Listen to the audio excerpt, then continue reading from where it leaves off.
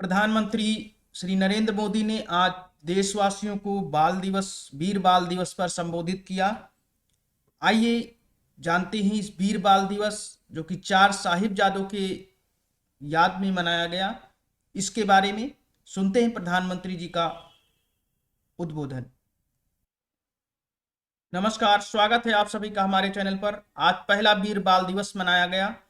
वीर बाल दिवस जो साथियों, अगर हमें भारत को भविष्य में सफलता के शिखरों तक ले जाना है तो हमें अतीत के संकुचित नजरियों से भी आजाद होना पड़ेगा। इसलिए आजादी के अमृत काल में देश ने गुलामी की मानसिकता के मुक्ति का प्रण फूंका है। वीर बाल दिवस देश के उन पंच प्राणों के लिए प्राणवायु की तरह है। साथियों, इतनी कम उम्र में साहिबजादों के इस बलिदान में हमारे लिए एक और बड़ा उपदेश छिपा हुआ है। आप उस दौर की कल्पना करिए, औरंगजेब के आतंक के खिलाफ, भारत को बदलने के उसके मंसूबों के खिलाफ गुरु गोविंद सिंह जी पहाड़ की तरह खड़े थे। लेकिन जोरावर सिंह साहब और फतेह सिंह साहब जैसे कम उम्र के बालकों से औरंगजेब और उसकी सल्तनत की क्या दुश्मनी हो सकती थी। 2 निर्दोष बालकों को दीवार में जिंदा चुनवाने जैसी दरिंदगी क्यों की गई? वो इसलिए क्योंकि औरंगजेब और उसके लोग गुरु गोविंद सिंह के बच्चों का धर्म तलवार के दम पर बदलना चाहते थे।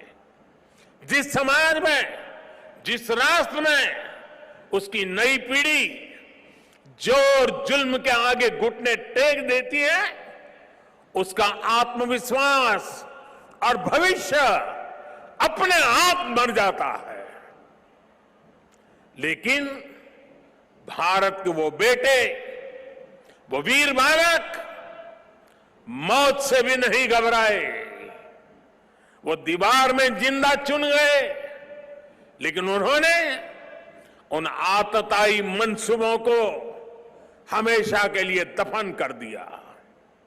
यही किसी भी राष्ट्र के समर्थ युवा का सामर्थ्य होता है। युवा अपने साहस से समय की धारा को हमेशा के लिए मोड़ देता है। इसी संकल्प शक्ति के साथ आज भारत की युवा पीढ़ी भी देश को नई ऊंचाई पर ले जाने के लिए निकल पड़ी है। और इसलिए अब 26 दिसंबर को वीर बाल दिवस की भूमिका और भी अहम हो गई है। साथियों, सिख गुरु परंपरा केवल आस्था और आध्यात्म की परंपरा नहीं है, ये एक भारत श्रेष्ठ भारत के विचार का भी प्रेरणा पुंज है। हमारे पवित्र गुरु ग्रंथ साहब से बड़ा इसका उदाहरण और क्या हो सकता है।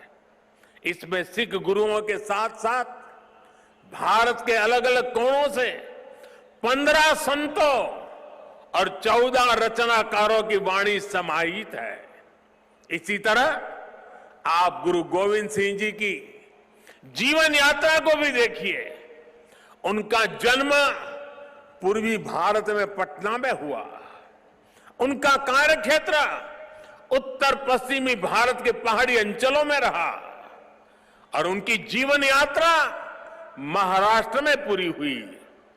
गुरु के पंच प्यारे भी देश के अलग अलग हिस्सों से थे। और मुझे तो गर्व है कि पहले पंच प्यारों में एक उस धरती से भी था, द्वारिका से, गुजरात से, जहां मुझे जन्म लेने का सौभाग्य मिला है। व्यक्ति से बड़ा विचार, विचार से बड़ा राष्ट्र, राष्ट्र प्रथम का यह मंत्र गुरु गोविंद सिंह जी का अटल संकल्प था। जब वो बालक थे तो ये प्रश्न आया कि राष्ट्र धर्म की रक्षा के लिए बड़ी बलिदान की जरूरत है। उन्होंने अपने पिता से कहा कि आपसे महान आज कौन है, ये बलिदान आप दीजिए। जब वो पिता बने तो उसी तत्परता से उन्होंने अपने बेटों को भी राष्ट्र धर्म के लिए बलिदान करने में संकोच नहीं किया।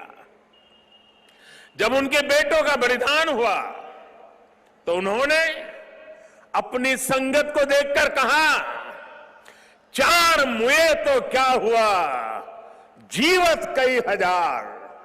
अर्थात मेरे 4 बेटे मर गए तो क्या हुआ, संगत के कई हजार साथी, हजारों देशवासी मेरे बेटे ही है। देश प्रथम, नेशन फर्स्ट को सर्वोपरि रखने की ये परंपरा हमारे लिए बहुत बड़ी प्रेरणा है। इस परंपरा को सशक्त करने की जिम्मेदारी आज हमारे कंधों पर है।